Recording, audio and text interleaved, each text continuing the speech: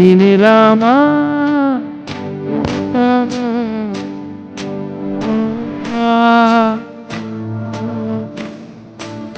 ಮಾನವೀಯ ಇತಿಹಾಸದಲ್ಲಿ ಎಂದಿಗೂ ಹಿಂದೂ ಮುಸ್ಲಿಂ ನಡುವೆ ಜಗಳವಾದ ಮಾತೇ ಇಲ್ಲ.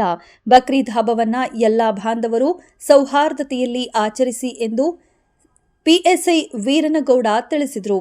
ರಾಯಚೂರು ಜಿಲ್ಲೆಯ ಮಾನ್ವಿ ಪಟ್ಟಣದ ಪೊಲೀಸ್ ಠಾಣೆಯ ಆವರಣದಲ್ಲಿ ನಡೆದ ಬಕ್ರೀದ್ ಹಬ್ಬದ ಪೂರ್ವಭಾವಿ ಸಭೆಯಲ್ಲಿ ಮಾತನಾಡಿದ ಅವರು, ಜೂನ್ 17ರಂದು ಬಕ್ರೀದ್ ಹಬ್ಬ ಜರುಗಲಿದೆ. ಪ್ರತಿಯೊಬ್ಬರೂ ಶುಭಾಶಯ ತಿಳಿಸುತ್ತಾ ಮಾನವೀಯತೆಯಿಂದ ಬದುಕೋಣ ಎಂದರು.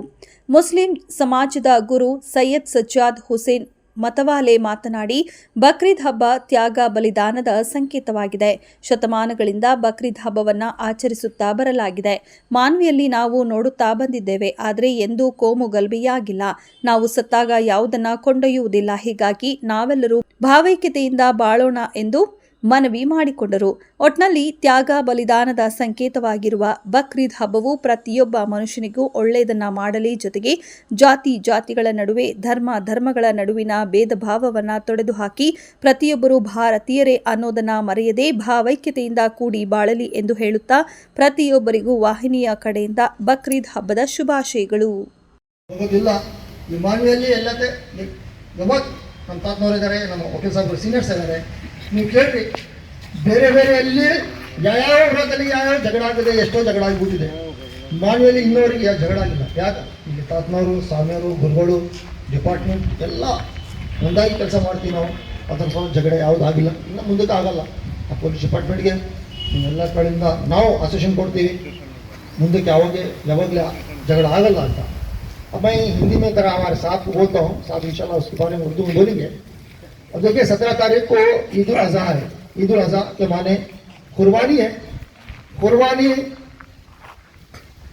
आज से 4000 चिल्लर साल पहले हजरत सैयदना इब्राहिम अलैहिस्सलाम, प्रवादी मैसेंजर, और उनके बेटे हजरत सैयदना इस्माइल अलैहिस्सलाम. बहुत दिन के बाद 80 साल के बाद एक बेटा होता. सर दुआ करते हैं, अल्लाह मेरे बेटा दे ताकि मैं तेरी खिदमत कर सकूं और मेरे हाथ पटा सके. तो जब बेटा हुआ तो फिर ख्वाब होता है, आए इब्राहिम अलैहिस्सलाम तेरे बेटे को ज़ुबा कर, तेरे बेटे को ज़ुबा कर. एक दिन ख्वाब देखा, दूसरे दिन ख्वाब देखा. 8 तारीख और 9 तारीख को 2 तारीख ख्वाब देखे.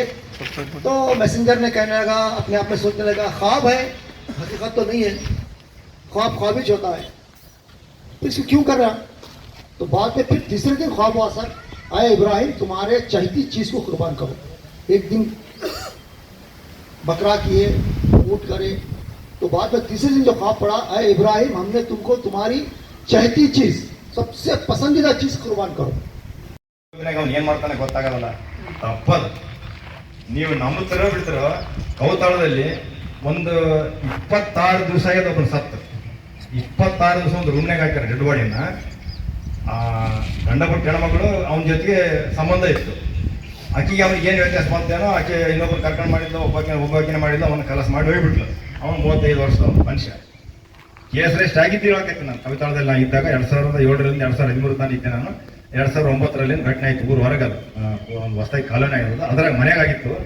ಆ ಬಾಡಿನ ತೆಗಿಬೇಕಾದ್ರೆ ಎಷ್ಟು ಮಂದಿನ ಕರ್ಕೊಂಡ್ ಬಂದೀವಿ ನಾವು. ಕುಡಿಸಿದ್ರು ಕೂಡ ಹೊರಗೆ ತೆಗಿಲಿಲ್ಲ. ಯಾಕೆ ತೆಗಿಲಿಲ್ಲ ಅಂದ್ರೆ ಬಾಡಿ ತುಂಬಾ ಹುಳುಗಳಾವ. 26 ದಿವಸ ಅಂದ್ರೆ ಯಾವ ಬಾಡಿ ಇರ್ತದೆ? ಅದನ್ನ ನೋಡ್ಬೇಕಂತಂದ್ರೆ ಅವ್ನ ಬಟ್ಟೆಗಳು ಕಾಣಬಲ್ಲವು, ಮನುಷ್ಯ ಗಂಡು ಹೆಣ್ಣು ಮೇಲೆ ಕಾಣೋದು, ಅದು ತುಂಬಾ ಹುಳುಗಳಾವ. ಅದ್ರ ಮುಂದೆ ನಾನು ನಿಂತೀನಿ, ನಾನು ಫೋಟೋ ತಗೊಂಡಿನಿ. ಅದು ಬಗಲಾಗಿ ಮತ್ತೆ ದೂರಲ್ಲ. ಎಷ್ಟು ಸ್ಮೆಲ್ ಬರ್ತದ್ರೆ ಅಷ್ಟು ಸ್ಮೆಲ್ ಬರ್ತದೆ. ನಾವು ಕೆಲಸ ಮಾಡ್ಬೇಕಾಗ್ಯದ.